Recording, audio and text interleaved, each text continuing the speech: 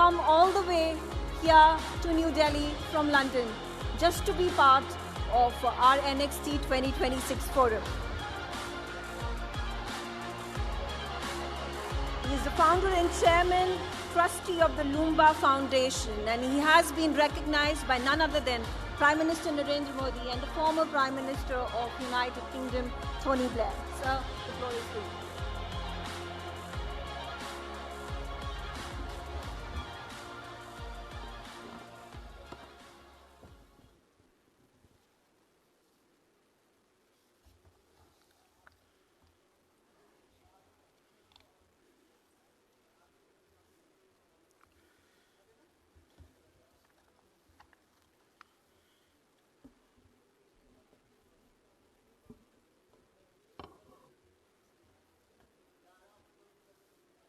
Distinguished guests, respected colleagues, ladies and gentlemen, good afternoon.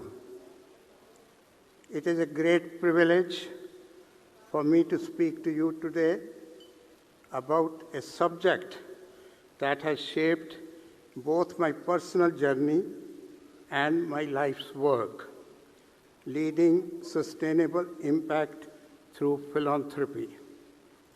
Let me begin with a simple question for all of us. What is philanthropy? Quite simply, philanthropy means the love of humankind expressed through acts of generosity aimed at improving human welfare. But philanthropy is more than generosity. Charity may provide temporary relief. Philanthropy seeks lasting solutions. It is about restoring dignity, creating opportunity, and empowering people to transform their own futures. Across the world, philanthropy has shaped societies by supporting education, healthcare, social justice, and environmental protection. In India, too, philanthropic leadership has transformed millions of lives. One remarkable example of philanthropy leading sustainable social impact is the work of Sulabh International Social Service Organization and its visionary founder, Dr. Vandeshwar Pathak. Dr. Pathak's work is a powerful reminder that philanthropy does not always begin with wealth. It often begins with empathy. In the late 1960s, India faced a severe sanitation crisis. Millions of people lacked access to safe toilets and the practice of manual scavenging, where individuals often from marginalized communities were forced to clean human waste by hand. Manual scavengers lived under extreme social discrimination and humiliation. They were denied dignity, opportunities, and social acceptance.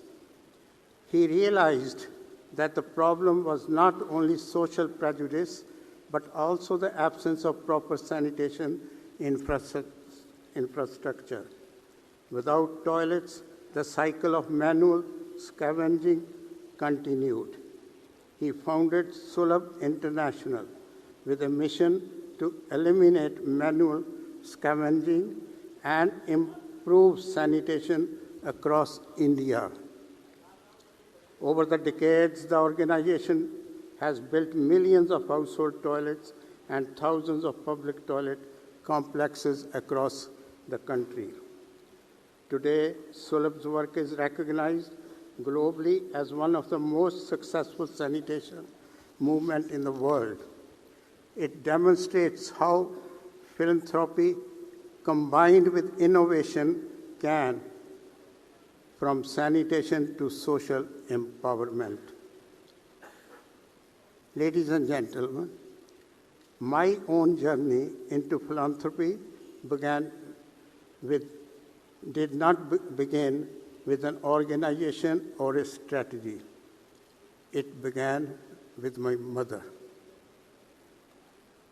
When I was a young boy, my father passed away after suffering from tuberculosis, and my mother, Pushpavati Loomba, became a widow. At that time, widowhood in many parts of society carried not only grief, but also social restrictions. Soon after my father passed away, my grandmother, who herself was a widow, told my mother that she must remove her bindi, take off the jewelry, and change into plain white clothes. My mother had been a vibrant woman. She loved colors. She wore jewelry like most married women in India. But within hours, everything changed. The colors disappeared.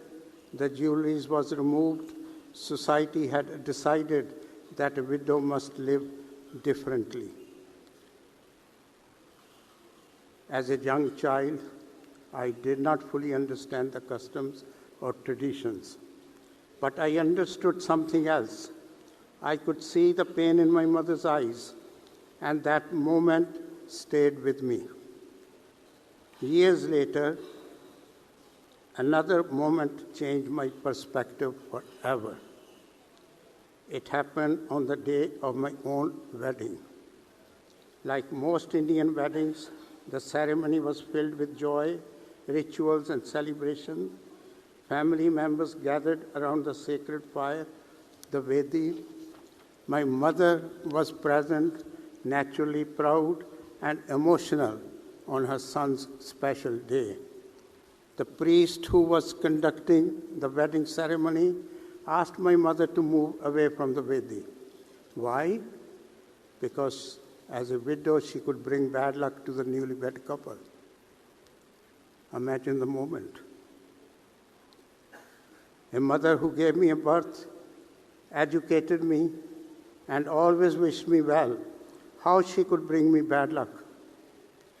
A mother attending her son's wedding with pride, and she was asked to step aside. At that moment, I realized something very clearly. Widowhood was not just a personal tragedy, it was a social injustice. No woman should lose her dignity simply because she has lost her husband. As I grew older and traveled around the world, I discovered something deeply troubling. My mother's experience was not unique.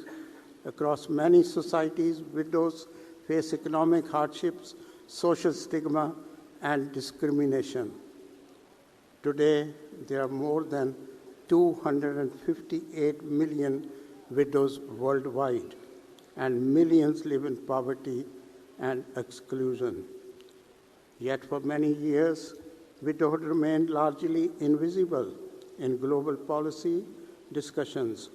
Widows were rarely mentioned in development agendas or social programs. And I began asking myself a simple question: if no one speaks for widows, who will? That question led me to establish the Loomba Foundation in 1997 in memory of my mother. Our mission was clear: to empower widows and support their children through education and advocacy. We believed that the most powerful way to transform a widow's future was through the education of her children. When a husband dies, the financial security of the family often collapses. Children are forced to leave school and enter low-paying work. Education breaks that cycle.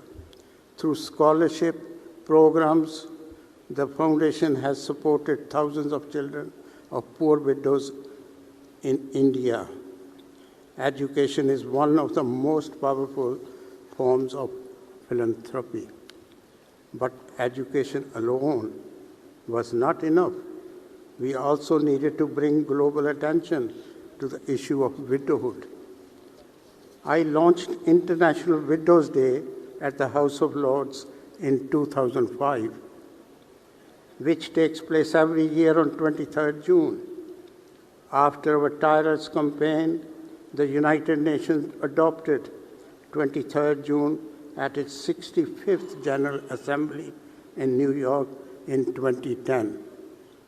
It is a significant day, as it was on this very day that my mother became widow in Punjab in India in 1954.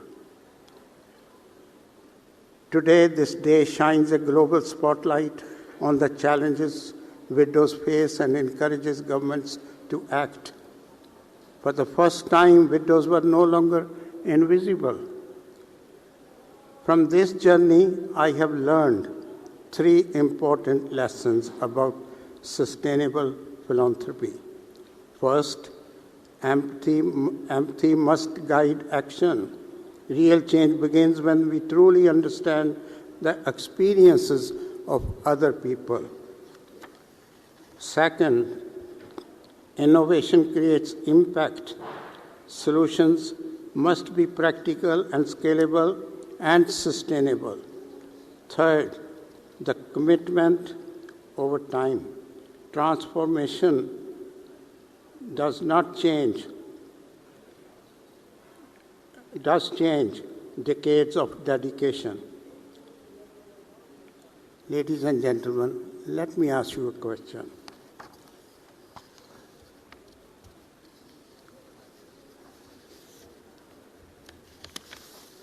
How many lives could we transform if every one of us committed to supporting just one vulnerable family of a widow?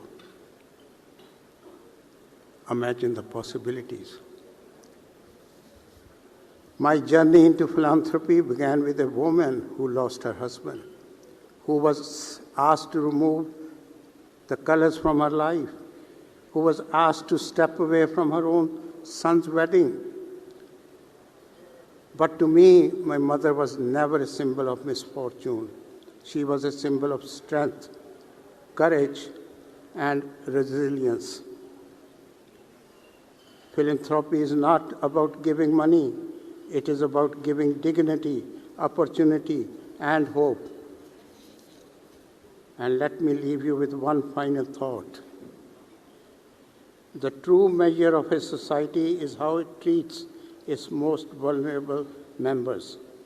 If we remember that principle, we can build a world where widows, their children, and all marginalized communities live with dignity and opportunity. This is the true meaning of leading sustainable impact through philanthropy. In conclusion, ladies and gentlemen, when my father passed away, my mother, Pushpavati Loomba, lost her husband. But society expected her to lose something even more important, her identity, her dignity, and her place in the community. That experience changed the course of my life, because I came to believe something very strongly. Widowhood should never be invisibility. Every widow deserves respect. Every widow deserves opportunity. And every child of a widow deserves future. Through the work of the Loomba Foundation, we have taken steps to that vision. But the journey is far from complete. So I leave you with this thought. If compassion becomes action and action becomes commitment, philanthropy can change the destiny of millions.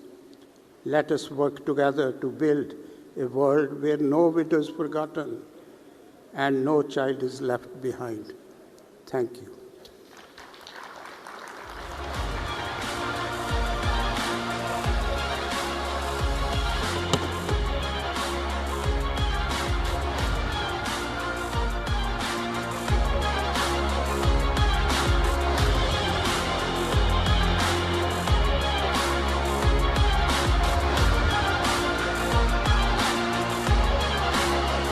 Thank you, Lord Loomba, for joining us. Rajinder Paul